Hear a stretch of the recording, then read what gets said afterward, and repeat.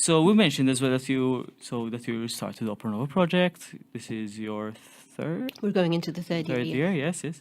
So what instigated your want to start it? I think, I mean, having said, I started saying that in my time there was very little happening. Whereas today there are a lot of performances that take place. There isn't, in the classical world, the training that goes along with that. Mm-hmm. So I think when it comes to performing arts, drama, musical theatre, I think there's a good structure for anybody wanting to move into that to get the training.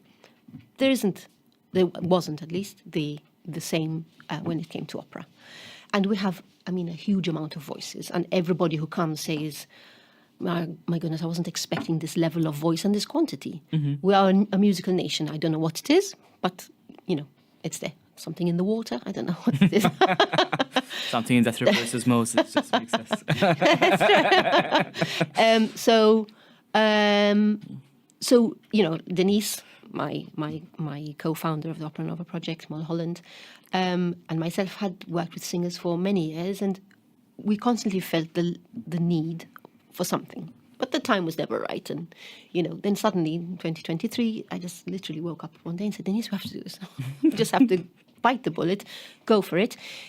If it works, brilliant. If it doesn't, then it means that there wasn't the need for it, or it's just not something, I always think in 10 years' time, am I going to look back and regret that I didn't do that?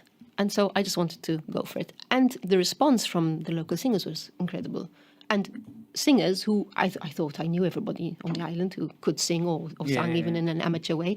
But people, came to the auditions. We had over 50 people auditioning on the first year that I had never heard, and beautiful voices.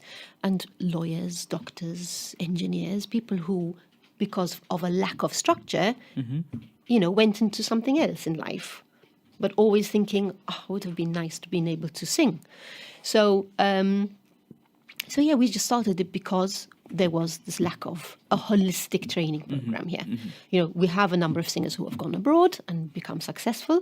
We've had Marvik Monreal, Mezzo, Nico Darmanin, Cliff Zammit-Stevens. These are all my ex-students who have gone abroad, went to college or academy and had a career in singing. But again, for them, it was a complete,